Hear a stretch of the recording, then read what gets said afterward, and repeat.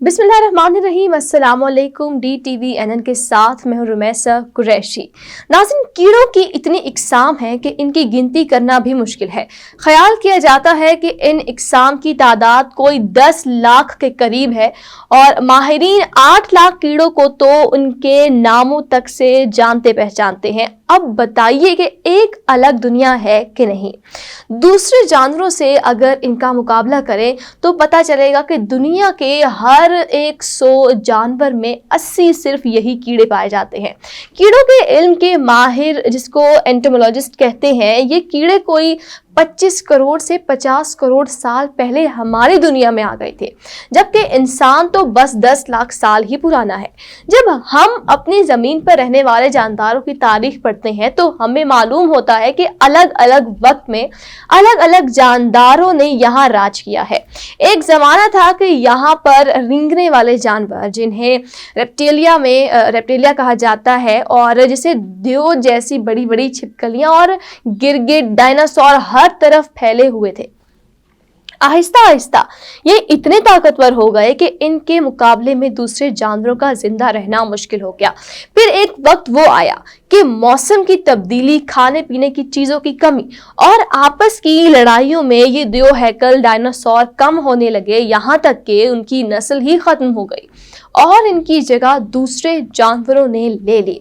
ये बात कोई 7 करोड़ साल पहले की है और बस इसके बाद ही इन जानवरों का ज़माना शुरू हो गया, जिन्होंने आगे चलकर इंसानों को जन्म दिया। ये ज़माना अब भी जारी है, मगर मज़े की बात तो ये है कि नन्हे कीड़ों का ज़माना अब से कोई 50 करोड़ साल पहले शुरू हुआ था, वो अब भी ख़त्म नहीं हुआ। इंसानों और कीड़ों की जंग जारी है और सच पूछे तो मक्खी और मच्छर जैसे कीड़ों ने तो इंसानों के नाक में दम कर रखा है। आपने कॉकरोच जरूर देखा होगा, वही कॉकरोच कीड़ा जो हर घर के बावर्ची खाने में अक्सर दिखाई देता है। लोग इससे बचने के लिए क्या कुछ नहीं करते, मगर ये है कि फिर भी कहीं ना कहीं से घुस ही आता है। कीड़ों के माहिर कहते हैं कि ये अब से कोई 30 करोड़ साल पहले भी हमारी जमीन पर घूमता फिरता था। हैरत की बात तो ये है कि इस वक्त के और मौजूदा कॉकरोच की शक्ल और सूरत में बस जरा सा ही फर्क नजर आता है। इसके मुकाबले इंसान को लो, अगर आपसे 10 लाख साल पहले का आदमी दिखाया जाए तो आप इसे पहचानने से भी इनकार कर देंगे। अब आप ही बताइए कि इस तरह या कॉकरोच अजीबोगरीब हुआ कि नहीं।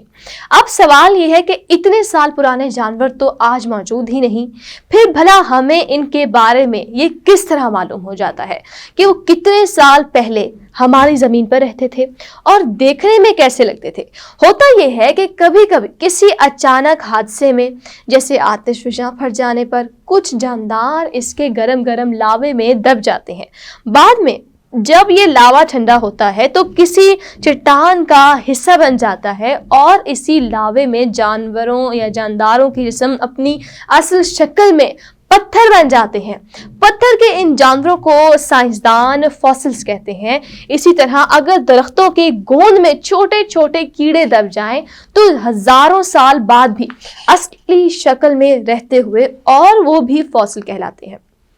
साइंसदानों ने ये भी मालूम कर लिया है कि जमीन की परतें कितनी पुरानी है। बस जब कभी जमीन की खुदाई होती है और उसमें किसी जानवर का फॉसिल मिल जाता है तो जमीन की इस परत की उम्र से ये भी पता चल जाता है कि ये जानवर कितने साल पुराना है, क्योंकि आज का कॉकरोच 30 करोड़ साल पुराने कॉकरोच के फॉसिल से बहुत मिलता जुलता है।